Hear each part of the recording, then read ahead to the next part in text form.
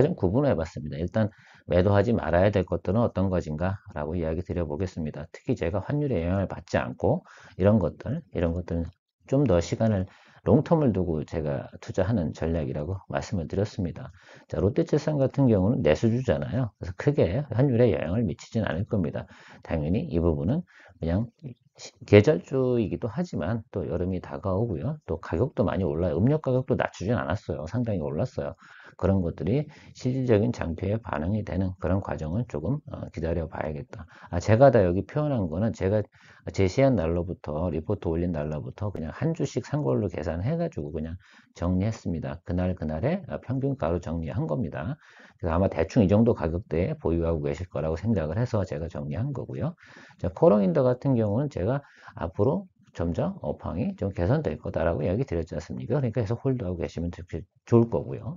GKR 같은 경우는 아직 중국 수요가 들어오지 않았지 않습니까? 그러다 보니 가격은 크게 빠지지도 않고 뭐 크게 오르지도 않고 그냥 이 정도 수준이다라고 생각해서 제가 2만 원 언더에서 그냥 꾸준히 잡는 전략도 괜찮다라고 이야기 드렸던 적이 있습니다. 그래서 빨리 예를 들면 단기 비자 오픈한 건 좋은데 이제 중국 관광객들이 들어오는 부분을 갖다 제약을 별로 두지 않아야 되는 그런 과정도 있을 거고요. LG U 플러스 같은 경우는 지금 매 영업이익이 1조씩 나옵니다. 지금 그냥 만 원이 말이 됩니까? 그냥 기다려 보시면 제가 말씀드린 그런 시간까지 좀 사실 이런 것들이 그래서 수익은 더 많이 나요. 왜?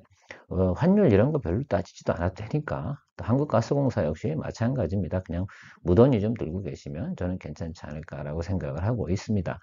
물론 제가 제시했던 가격보다는 지금 많이 내려와 있긴 합니다만 그 점은 시간이 다 해결해주고 얘는 방향이 바뀌면 한 번에 쭉 올라가는 그런 현상을 가지고 있다. 그래서 이 5종목들은 굳이 매도에 신경을 쓰지 않으셔도 되겠다라고 말씀드리겠습니다. 자, 이제 정리를 좀 해야 할 것들을 해야 되지 않겠습니까? 굳이 예를 들어서 이런 경우는 사실 수익이 나고 있는데도 불구하고 정리해야 되는 경우도 있고요. 불가피하게 외환의 영향을 많이 받고 있는 그런 것들도 없지 않아 있습니다. 또 일부 같은 경우는 또 코스닥 종목이기 때문에 그 부분에 또 반대적으로 개인들이 수급이 급격히 떨어지는 그런 영향도 있을 겁니다.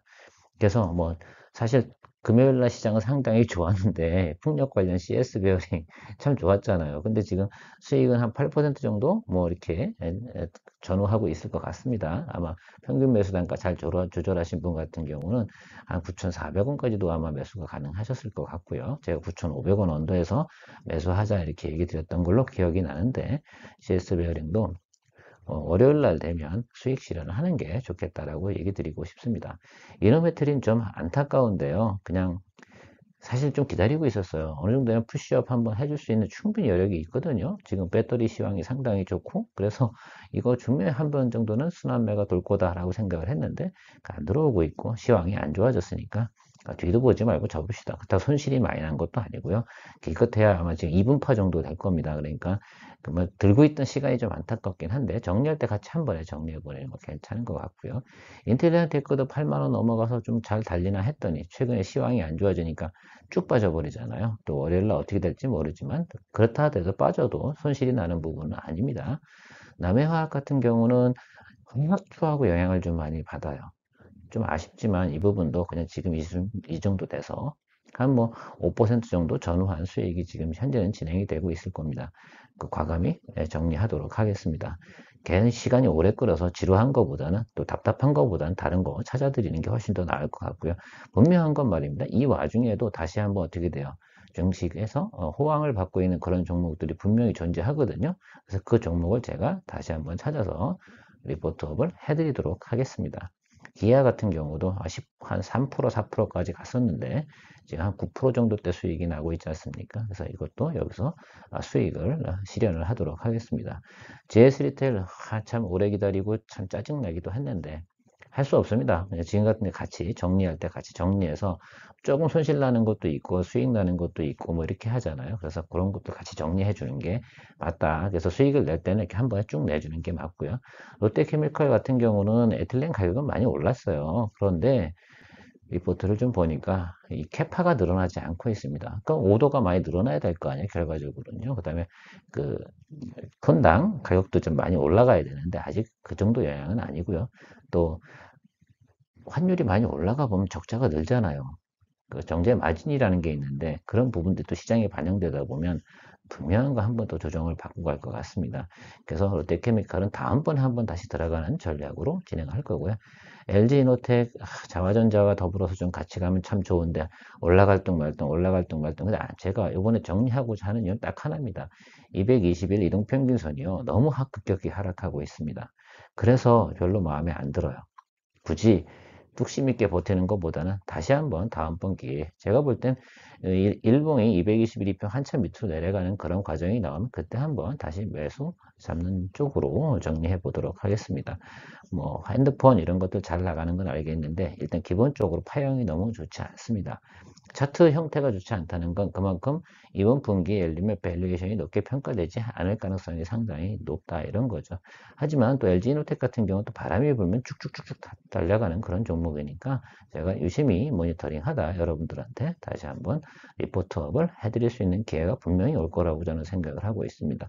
전체적으로 이렇게 정리를 해보면 총 토탈 평균 수익률은 한 6% 정도 될 것 같습니다. 1월부터 해서 한 2월 초까지는 여러분들 평균 한 15% 정도 수익을 내드렸던 것 같은데 이번에 2월달 수익률은 한 이 정도밖에 안 될 것 같아요. 수익 실현 많이 못 내드린 것 같아서 또 좋은 추천을 못 해드린 것 같긴 하지만 그럼에도 불구하고 저희가 이런 노력들을 해 나가면서 한 번씩 다 만들어 나가는 거죠. 사실 환율이 조금 여기서부터 눌려주면 여기 있는 종목들 다 올라가게 돼 있거든요. 근데 그게 좀 안 되고 있어요. 그 좀 아쉬운 부분이다라고 생각을 합니다. 또 불안하실까봐 또 저랑 같이 하시는 분들은 또 대부분 개인적인 판단을 또 어떻게 내리시는지 제가 잘 모르잖아요. 그래서 그냥 나름대로 이렇게 하면 좋겠다라고 여러분들한테 리포트 해드리는 거다라고 생각을 해주시면 정말 감사하겠습니다. 자, 이제 조정 시에는 평균 매수 단가 좀 조절해 나가야 될 거. 뭐 HFR 어제 조정 많이 들어왔어요. 저도 3,600, 3,206, 32,650원에 조금 잡아놨습니다. 제가 좀 멀리 또 개인적인 일을 보러 가는 관계로 조금 뒤 끝장을 보지 못했는데요. 아무튼 조정받는 건 전 좋을 것 같습니다. 오히려 앞으로 업황은 좋고 근데 이게 수출하고 좀 관계가 있다 보니 환율이 좀 높이 올라가 버리면 문제가 조금 되는 거죠. 수익성이 조금 악화되겠죠. 그죠? 하지만 그럼에도 불구하고 매출은 안정적이니까 꾸준히 지켜보시고 또 PER도 낮습니다. 그래서 세월이 오면 저 같은 경우는 어제 뭐 많이 잡진 않았어요. 그래서 조금씩 이렇게 좀 잡아갈 생각을 가지고 있습니다. 한국 사이버 결제 역시 조정 잘 들어온 거고요. 연우 역시 조정 잘 들어오고 있습니다. 그래서 지금 가격대에서 예를 들면 평균 매수 단가 조절하시면 뭐 그냥 플러스 마이너스 정도 크게 손실 보지 않고 가는 그런 시절이니까 그런 거 좀 참고하셔서 요 세 종목 같은 경우는 당분간은 평균 매수 단가 조절 잘 하고 가셔서 나중에 차후에 팔로우업 제가 잘 해드리도록 할 테니까요. 한번 계속해서 적당한 전략. 다만 이런 겁니다. 제가 차후에 좀 차트가 좀 변화가 오고 가격이 변화가 오게 되면 다시 한번 매수 단가는 좀 더 평균 단가를 좀 조절해 드리는 그런 노력들은 해 보도록 할 겁니다. 그래서 그건 좀 보시고요.